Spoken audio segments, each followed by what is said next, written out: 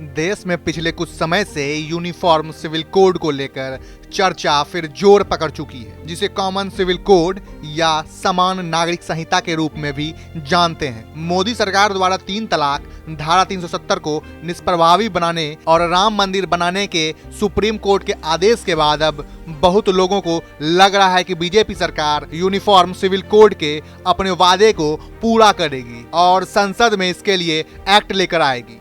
तो आइए जानते हैं कि आखिर यह कोड क्या है और इसके क्या फायदे या नुकसान हो सकते हैं। यूनिफॉर्म सिविल कोड का मतलब है देश में हर नागरिक के लिए एक समान कानून का होना, चाहे वह किसी भी धर्म या जाति से ताल्लुकात क्यों न रखता हो। फिलहाल देश में अलग अलग धर्मों के लिए अलग अलग पर्सनल लॉ हैं। यूनिफॉर्म सिविल कोड लागू होने से हर धर्म के लिए एक जैसा कानून आ जाएगा। हिंदू हो, मुस्लिम, सिख या ईसाई, सबके लिए शादी, तलाक, पैतृक संपत्ति जैसे मामलों पर एक तरह का ही कानून लागू हो जाएगा। महिलाओं का अपने पिता की संपत्ति पर अधिकार और गोद लेने जैसे मामले भी एक समान नियम लागू होंगे। देश में जब भी सभी समुदाय के लिए एक जैसा कानून और नियम लाने की बात होती है तो उसका विरोध होता रहा है। इसी तरह जब जब कॉमन सिविल कोड की बात सामने आई, उसका विरोध शुरू हो गया। आजादी के तत्काल बाद 1951 में भी जब तत्कालीन कानून मंत्री डॉक्टर भीमराव अम्बेडकर ने हिंदू समाज के लिए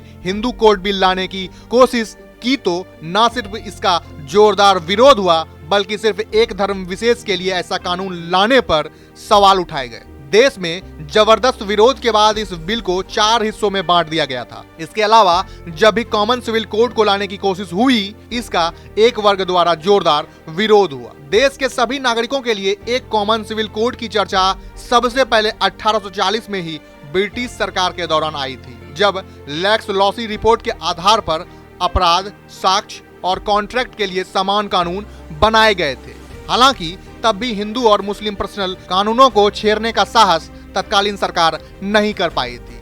अब देखना यह है कि अब मोदी सरकार द्वारा राम मंदिर के बाद क्या यूनिफॉर्म सिविल कोड को लेकर आ पाएगी।